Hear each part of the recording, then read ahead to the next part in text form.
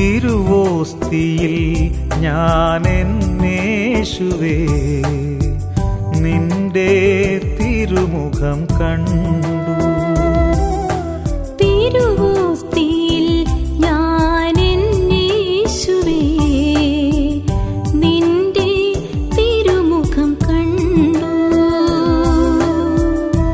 എത്ര മനോഹരം, എത്ര ചേതോഹരം, എത്ര മനോഹരം, എത്ര ചേതോഹരം.